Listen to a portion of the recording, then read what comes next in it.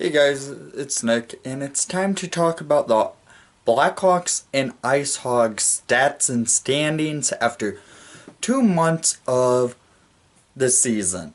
I want to compare the Blackhawks and Icehogs on how they're doing together, because why not? I did it the last time, and that video was actually interesting to do because you got to see some of our top prospects, well, some of our prospects in a video, because Icehogs don't get talked about much, and we need to see how they are doing because, frankly, the Blackhawks aren't that good of a team right now, and we can use some prospects. So let's get this thing started, why not? Alright, let's get this thing started.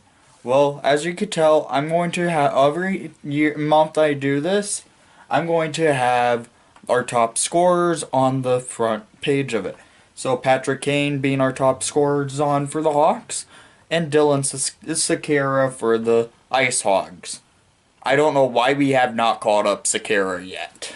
I would love to see Dylan in a Blackhawks uniform by the end of the season. So to start it off, we'll go with the Blackhawks, and then we'll go to the Icehogs. To start off the point leading, is Patrick Kane with 30 points in 27 games played with 13 goals and 17 assists. He's a -8 on the season. And then our second point getter is Jonathan Toews with 22 points in 28 games with 12 goals and 10 assists. -1 on this season. He's actually having a really solid season all around. Alex DeBrincat at third on the Blackhawks on points with 21 points, 10 goals, 11 assists in 28 games. He's a -4. Brandon Saad, who was not on this list last month, who's actually had a great month in November with the Fishbowl, played 26 games now, has 8 goals, 7 assists, and 15 points. He is a 0 on the plus-minus rating. He also has 4 penalty minutes and scored 2 shorthanded goals this month.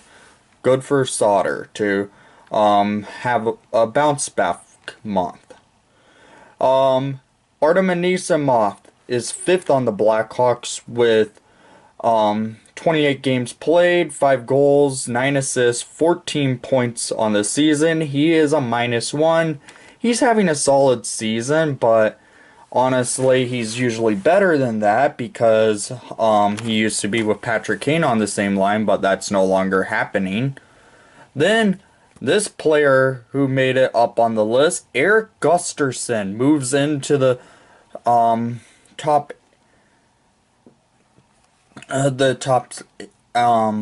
8 for the Hawks with 27 games played, 4 goals, 7 assists, and 11 points on the season with a -5 rating. Everyone knows how much we all disagree with him being a every night game player because all he does is pinch up, but 4 goals and 7 assists for a defenseman, that's not bad. Then next on the list is Brent Seabrook. 28 games played, 3 goals, 8 assists, 11 points, -2 on the season. He's having a solid year. He has 21 penalty minutes, but 4 power play goals. No, my bad. Doesn't have any power play. He has 2 power play goals. My bad. But to finish off the top 8 for the Blackhawks, Dominic Cahoon, the rookie from Germany, with 28 games played, 3 goals, 8 assists, 11 points, is a only player on the team with only player on the top 8 with a +4 rating in the plus-minus category. So for a rookie, good for Cahoon to make it up. Yokiharu was on the list for a while, but he's fallen off by the fact that um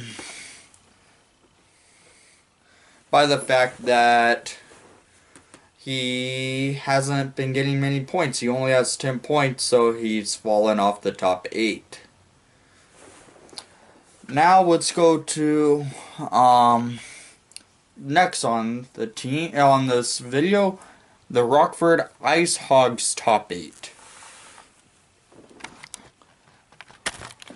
Okay, to start it off with is Dylan Sekera with 24 games played, 7 goals, 9 assists for a total of 16 points on the season. Really good for Sekera to get, Dylan to get those points put up.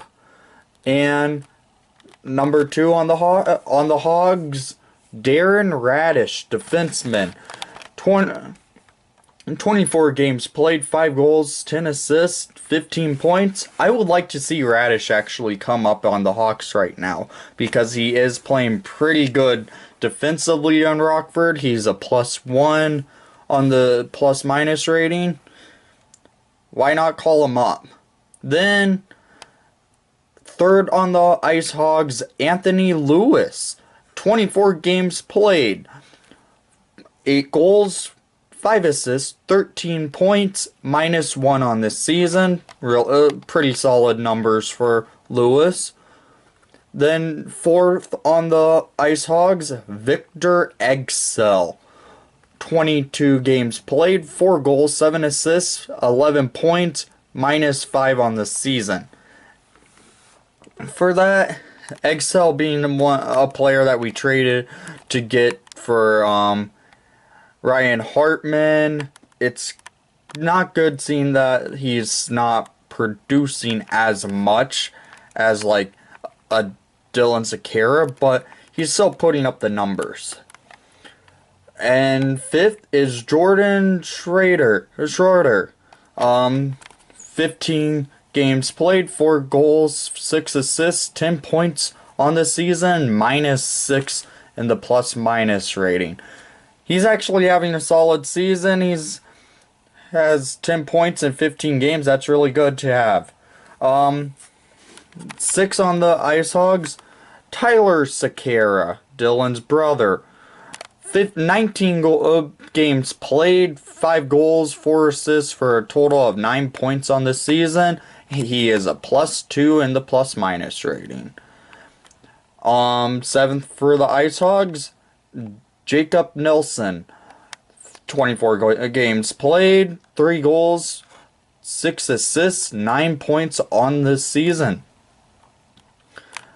And to finish it off, Lucas Carlson, defenseman. He has 23 games played, 2 goals, 7 assists, 9 points for the season, and a -7 in plus-minus. For how things are looking, there's more of a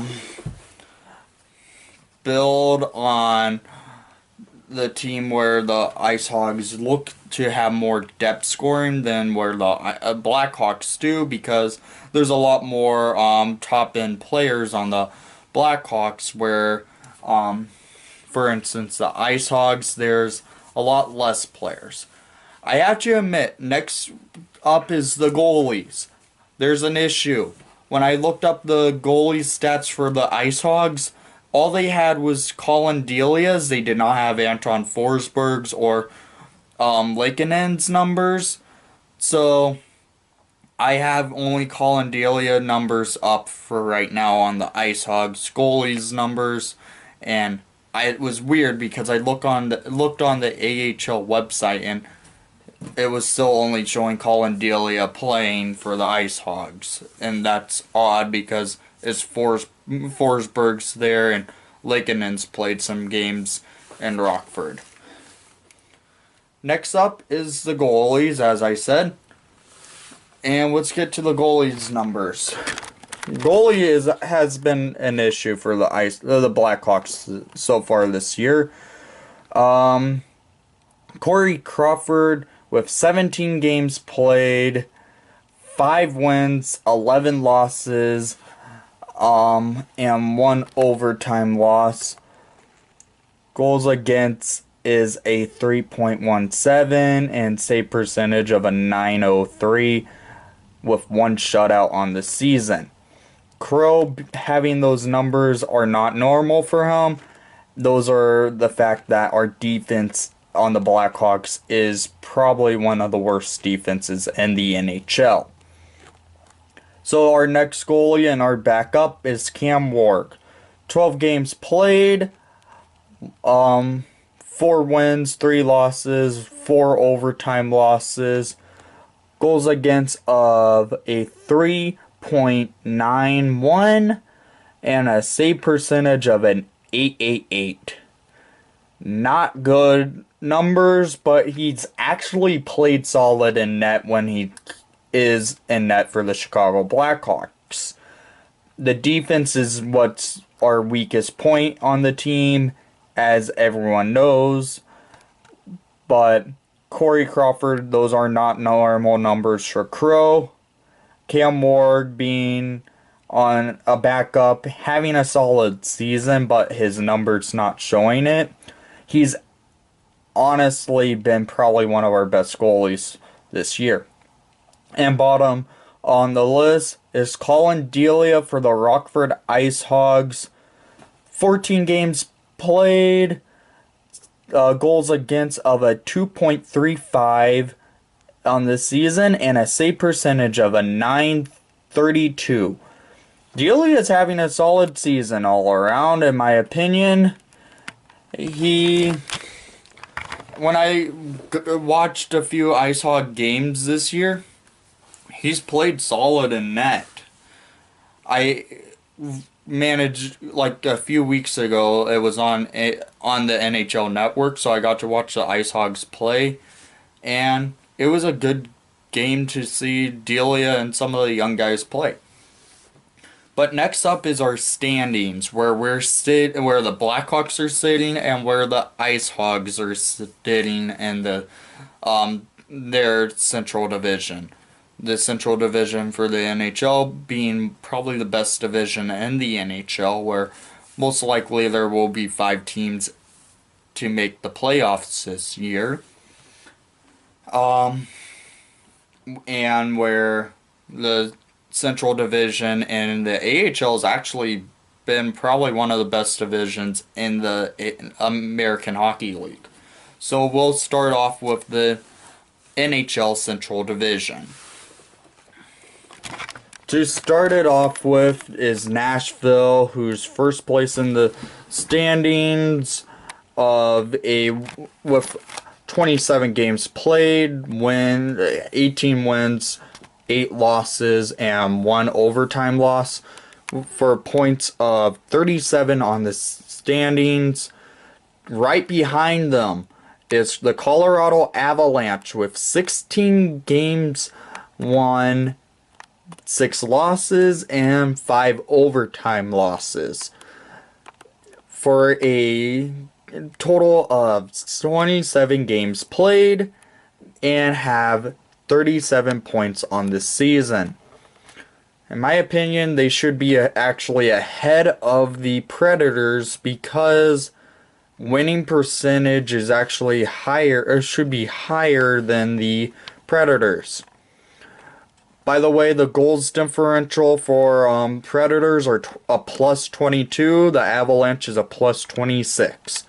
Third in the Central Division for the NHL is the Winnipeg Jets, with 26 games played, 16 wins, 8 losses, and 2 overtime losses, for a total of 34 points on the season. And they're a plus 14 on goals differential. Fourth in the Central Division is the Dallas Stars. 27 games played, 14 wins, 10 losses, and 3 overtime losses, for a total of 31 points on the season, and they're a plus 3 on goals differential. Then, fifth Fifth in the division is the Minnesota Wild with 26 games played, 14 wins, 10 losses, 2 overtime losses for a total of 30 points on the season and a +7 rating and goals differential. Then for sixth in the division is the Chicago Blackhawks. Our team has played the most games by 1 game, having 28 games played, 9 wins, 14 losses, 5 overtime losses for a total points of 23 points on the season. And we have it is actually the worst defense in the NHL, because goals differential is showing it by a -27. Then, last place in the division with 25 games played, 9 wins, 13 losses, and 13 overtime losses is the St. Louis Blues for a total of 21 points and have a goal differential of -11. As you can see, it has been rough for the division, for like the Blackhawks and how they're sitting in the division, because they've played the most in the division. They only have 9 wins. St. Louis has played the least amount of games by 3 under the Hawks, and they're last place in the division with 9 wins still. Minnesota's been red hot as of late. They've been kind of scuffling a little bit. Winnipeg's is a terrible team when it comes to the third period, I've noticed, when we played them last game. And also it's been shown that they are probably one of the worst teams when it comes to finishing off a game. Nashville, it's no surprise they're in first place in the division. Colorado, are honestly been really good and haven't been talked as much about as they were last year, where to start off the season they were pretty bad. Then they traded Duchesne and everything went the right way up. Dallas, they have goalie issues in my opinion. Ben Bishop is not a good goalie. The Hawks, it's our defense that's killing us. St. Louis, they have just so many issues. I know they were supposed to be the winners of the off season, but I don't believe the players they picked up are working out in the right way for what they were going to think would happen. So, Central Division, NHL, being in 6th place, it's better than being behind St. Louis. Anytime we're ahead of St. Louis in the standings, that's a positive. Alright, let's go over to the AHL, where the Icehogs are doing a whole lot better. AHL Standings. To start it off, in the Central Division, with 22 games played, is the Iowa Wild, with 13 wins, 4 losses, 3 overtime losses, and 2 shootout losses for a total points of 31 on this season. Second is the Milwaukee Admirals, who is the Nashville Predators affiliate, with 24 games played, 14 wins, 7 losses, 3 overtime losses, and no shootout losses for a total points of 31 on the season. Third on the standings is the Grand Rapids Griffins, who is the Detroit Red Wings affiliate, of 22 games played, 3 wins, 7 losses, 0 overtime losses, but 2 shootout losses for a total points of 28 on this season. Fourth is us, the Rockford Icehogs. 24 games played, 10 wins, 9 losses, 1 overtime loss, 4 shootout losses for a total points on the season of 25 points. Pretty good season to start off with a mid-season coaching change because Colleton was the coach of the Icehogs and he got promoted to the Blackhawks, and I still disagree with him being our head coach in Chicago. He needed some more years in Rockford, I felt like. But fifth on the Central for the AHL is the Chicago Wolves, who are now the Vegas Golden Knights affiliate with 22 games played, 10 wins, 9 losses, 2 overtime losses, and 1 shootout loss for a total points of 23 on the season. The Texas Stars, which is the Dallas Stars affiliate, of 21 games played, 10 wins, 9 losses, 1 overtime loss, and 1 shootout loss for a total points of 22 on the year. 7th is the Manitoba Moose with 22 games played, and the Manitoba Moose are also the Winnipeg Jets affiliate. It's 22 games played, 10 wins, 11 losses, 1 overtime loss, 0 shootout losses for a total points of 21 on this season. And then to finish it off is the San Antonio Rampage, who are the St. Louis Blues affiliate. 24 games played, 9 wins, 14 losses, 1 overtime loss, no shootout losses for a total points of 19 on this season. As you can tell, the Wild affiliate, they're having a good season. The Predators have good season for the Admirals. The Griffins, who has a good the Red Wings, who have a good prospect pool always, seem to be always in the top 5 in the Central. The Rockford Icehogs are playing solid for us, so we have a good prospect. Our prospects are producing well in Rockford. I would like to see us call up some for Chicago. The Golden Knights, for their affiliate, they're having a good season. I know the Golden Knights are not in our division in the Central Division, but they do have their affiliate in the Central Division of the American Hockey League because they're in Chicago.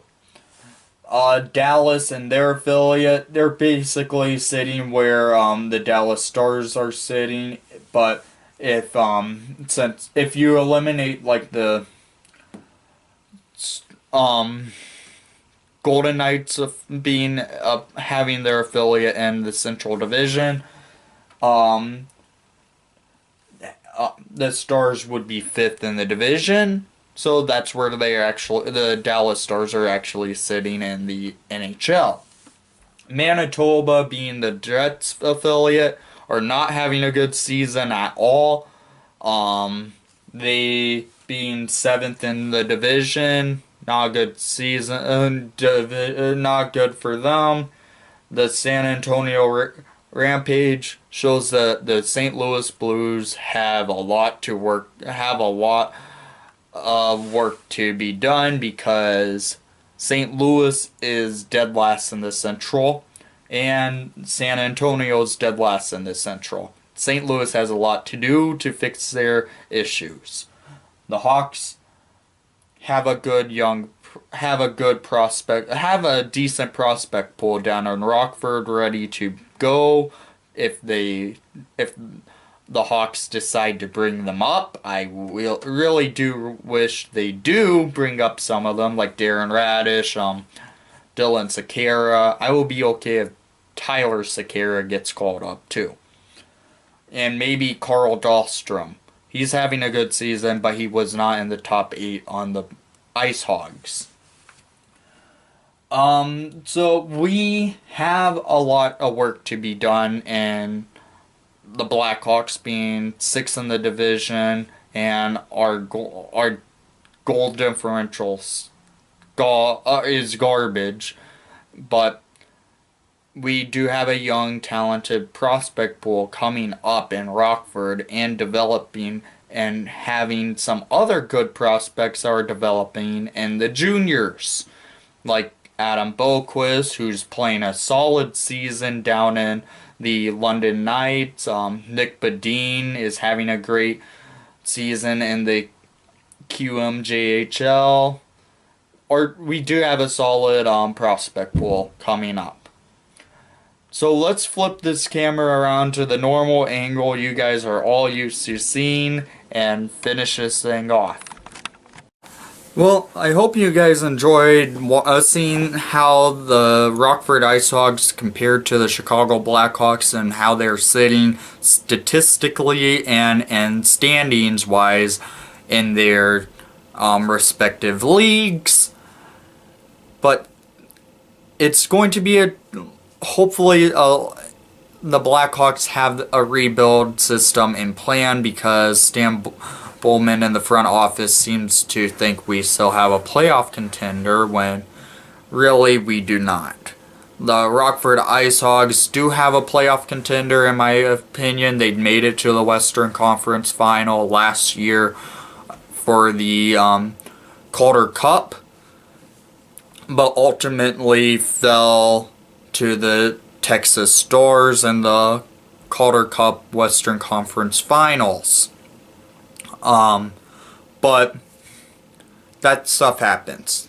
I feel like the Icehogs do have a up-and-coming good prospect pool for the Blackhawks, which is good for us. We do need that. We do want to get younger, and we have some talent down in the Rockford Icehogs.